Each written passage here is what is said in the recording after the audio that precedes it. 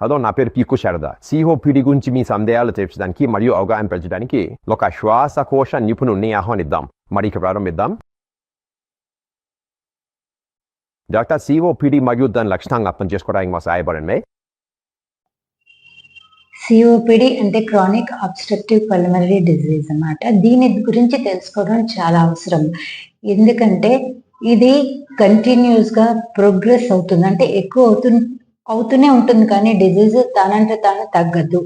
Treatment ఇచ్చినా కూడా చెడిపోయిన పోర్షన్స్ ఏవైతే లంగ్స్లో ఉంటాయో, ట్యూబ్స్ లంగ్స్ చెడిపోతాయి ఈ వ్యాధిలో. అది ఎవరూ మార్చలేరు. ఓన్లీ మనం ఆపగలం, ఫర్దర్ డ్యామేజ్ని ఆపగలం. అందుకని దీని గురించి తెలుసుకోవడం చాలా ఇంపార్టెంట్. అదే కాక ఇప్పుడు పొల్యూషన్ ఎక్కువ అవడం వల్ల దీని ప్రివిలెన్స్ చాలా ఎక్కువ అవుతున్నది అన్నమాట. ఆల్మోస్ట్ 17% కొన్ని సిటీస్లో ఉన్నది. అండ్ ఇంటెన్సివ్ కేర్ యూనిట్లో కూడా, అంటే అంత ఫైనల్ స్టేజెస్కి వెళ్ళిపోయినప్పుడు ఆల్మోస్ట్ 10 కేసుల్లో 3-4 డెత్స్, మోర్టాలిటీ రేట్ చాలా ఎక్కువ. 3 to 4 కేసెస్ డెత్ సిఓపిడి వల్ల అవుతుంది.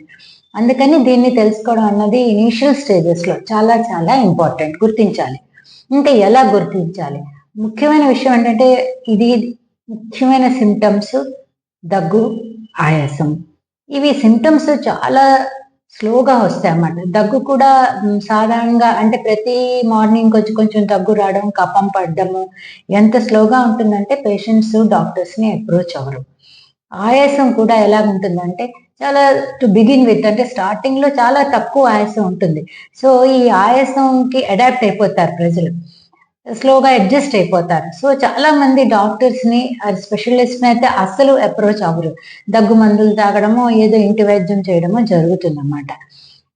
ఇది 4th స్టేజ్లోనే డాక్టర్ దగ్గర వెళ్ళడం జరుగుతుంది. ఎప్పుడైతే పేషెంట్ తన రొటీన్ పనులు, అంటే భోజనం చేయడము, స్నానం చేయడం, కొంచెం 4 అడుగులు నడవలేకపోతారో అప్పుడు డాక్టర్ దగ్గర వెళ్ళడం జరుగుతుంది అన్నమాట.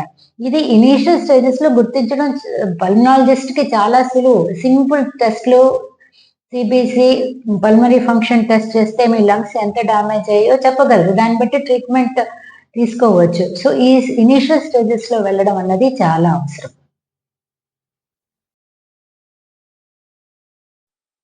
సిఓపిడి కరగడానికి కారణాలేంటి మరియు సిఓపిడి నయం అవుతుందా? అసలు ఈ సిఓపిడి రావడానికి కారణాలు ఏంటి, అది కూడా తెలుసుకోవడం చాలా ముఖ్యం. మోస్ట్ ఇంపార్టెంట్ ఏమిటంటే smoking first most important reason. అది మనం యాక్చువల్లీ కంప్లీట్గా ప్రివెంట్ చేసుకోవచ్చు. స్మోకింగ్కి చాలా మంచి ట్రీట్మెంట్ ఉన్నది, కౌన్సిలింగ్ ఉన్నది, డ్రగ్స్ ఉన్నాయి, తర్వాత కొన్ని ఎక్సర్సైజెస్ ఉన్నాయి. స్మోకింగ్ మానడం వల్ల పేషెంట్కి చాలా లాభం జరుగుతుంది. రెండోది ఏంటంటే అఫ్ కోర్స్ అట్మాస్ఫియరిక్ పొల్యూషన్. ఇది ఈ మధ్యకాలంలో మీరు చూస్తూనే ఉన్నారు, చాలా ఎక్కువైంది దానివల్ల.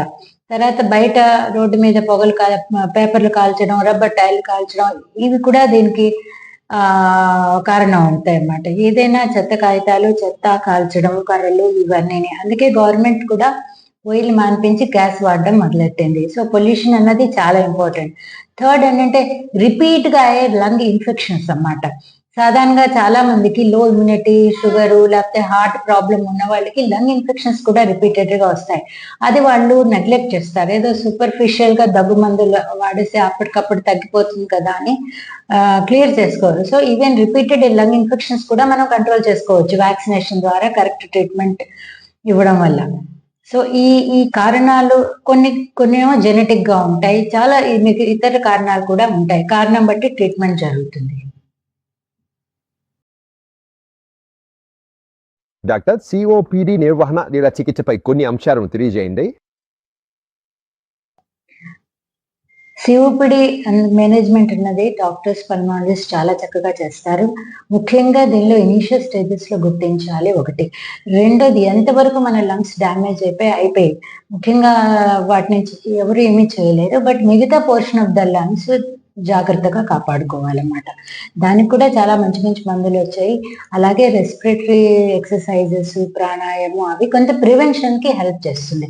ఒకటి గుర్తుంచుకోవాల్సింది ఏంటంటే మనం దీన్ని పూర్తిగా బాగు చేయలేము. అందుకని ఇది తెలుసుకుని కంట్రోల్ చేసుకోవాలన్నమాట. చెడిపోయింది ఆల్రెడీ. లంగ్ రిప్లేస్మెంట్ అవన్నీ కొంత కష్టము. ఖర్చుతో కూడిన పనులు. అండ్ అలాగే లాస్ట్ స్టేజెస్ లో వెళ్తే ఆక్సిజన్ పెట్టవలసి వస్తుంది, వెంటిలేటర్ పెట్టవలసి వస్తుంది. అవన్నీ కూడా పేషెంట్స్ కి ఇబ్బందికరం. అంటే లైఫ్ లాంగ్ వెంటిలేటర్ మీద ఉండడం, ఆక్సిజన్ మీద ఉండడం చాలా ఇబ్బందికరం. అందుకే చాలా చాలా ఇంపార్టెంట్ ఏంటంటే ఇనిషియల్ స్టేజెస్ లో గుర్తించడం, సింపుల్ టెస్ట్లు, పిఎఫ్టి పల్మనరీ ఫంక్షన్ టెస్ట్లు, సిబిసి చేసుకుని చాలా మంచి మందులు వచ్చున్నాయి ఇప్పుడు సిఓపిడికి కూడా. అవి వాడితే మనం రొటీన్ లైఫ్ ఆరోగ్యకరంగా జీవించగలుగుతాం. సో ఈ సిఓపిడి మీద అవేర్నెస్ పెంచుకోండి, కంప్లీట్ కేర్ తీసుకోండి.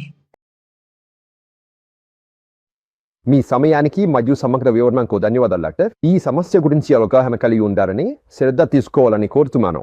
విన్నందుకు ధన్యవాదాలు.